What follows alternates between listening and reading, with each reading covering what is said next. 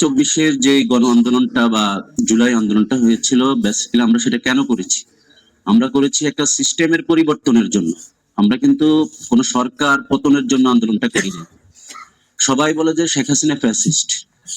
শেখ হাসিনা কিন্তু কোন একটা নাম না, শেখ হাসিনা কিন্তু একটা সিস্টেম ছিল।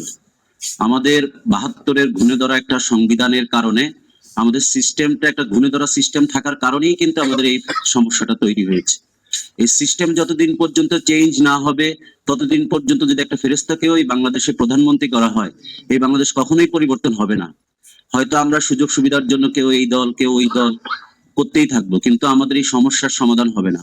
আর যার জন্য ডক্টর মোহাম্মদ ইউনূসের নেতৃত্বে প্রফেসর আলী রিয়াজ স্যার সেটার সহসভাপতি ছিল, ওনার মাধ্যমে বিভিন্ন দলের সমন্বয়ে একটা সংস্কার কমিশন তৈরি হয়েছিল। আমরা যারা জুলাই যোদ্ধা ছিলাম, আমরা যারা ফ্রন্ট সারি থেকে আন্দোলন করেছি, নেতৃত্ব দিয়েছি, আমরা ভেবেছি যে এবার একটা পরিবর্তন আসবে।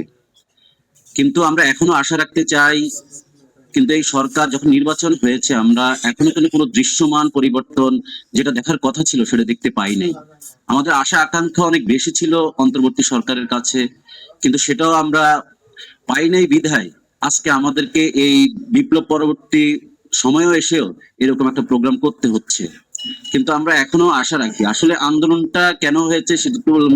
সংবিধান সংস্কারটা কেন প্রয়োজন? কারণ 72-এর যে সংবিধানটা ছিল সেটাতে এত এত প্রবলেম, আপনার সবগুলো প্রতিষ্ঠান, আপনার আইন বলেন, আমাদের দুদক বলেন, সবগুলো প্রতিষ্ঠানে এতই জরাজীর্ণ, যার জন্য হচ্ছে আমাদের এই প্রতিষ্ঠান বা সংবিধানটা সংস্কারের প্রয়োজন ছিল। এখন সংবিধান সংস্কারটা তো আমি আপনি বা আমরা একটা গ্রুপ বা একটা গোষ্ঠী বললেই হবে না। সেই জন্য সরকার নির্বাচনের দিন সিদ্ধান্ত নিল যে একটা গণভোট হবে। সংবিধান কার জন্য? সংবিধান হচ্ছে দেশের জনগণের জন্য। দেশের আপামর জনগণ যেটা চায় সেটাই তো একটা দেশ চলবে। সংবিধানটা একটা কোরআন না যে এটা 1400 বছর আগে নাজিল হয়েছে যে এটাই চলতে থাকবে। সংবিধান যুগের প্রয়োজনে, মানুষের প্রয়োজনে আমাদের পরিবর্তন হবেই।